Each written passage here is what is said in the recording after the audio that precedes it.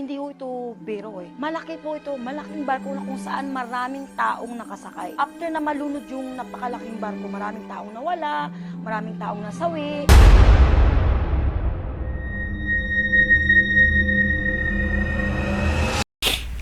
Hello po mga Kapi-TV, sa video nito ay tatalakayin natin ang masasamang pangitain sa mga lugar na ito ayon sa mga visions ni Madam Rudy Baldwin. Pero kung ikaw ay hindi pa nakasubscribe sa aking channel, baka naman.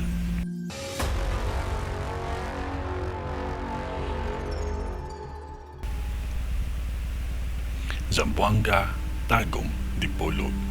Itong tatlong lugar na ito na nabanggit ko ay nakikita ko sa vision ko na makakaranas ng malakas at isa sa magiging sentro ng bagyo. Maging handa lamang tayo dahil hindi biro ang bagyo dahil may kasabay na lindol ito. Ang sakop na lugar ng Tagum at Dipolog ay matindi ang pinsala ang dulot nito.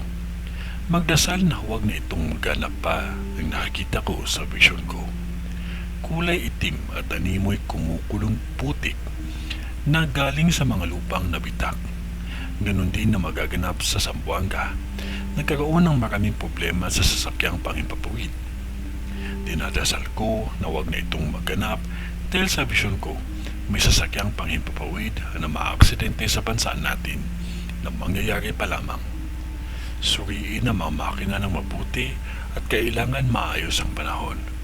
Aminin na natin na kahit masama ang panahon, tuloy pa din ang biyahe ng iba. Zamboanga, mataas ang antas ng krimen sa taong 2026. Aksidente sa Dipolog at Tagum. Ngunit malakas na bagyo at pagguho ng lupa, marami akong nakikita sa vision ko.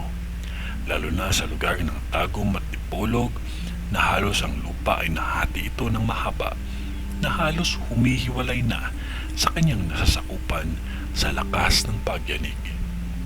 May nakikita ako sa vision ko na bigla ang paghati ng mga lupa sa mga lugar na nabanggit ko sa post na ito. Kahit walang lindol, may mga simbahan din o lugar ng dasalan ang masusunog sa taong 2026. Mag-imaingat sa lahat ng bagay na magiging sanhi ng sunog. Sa ngalan ng Diyos Ama, ng Diyos Anak, at ng Diyos Espiritu Santo. Amen.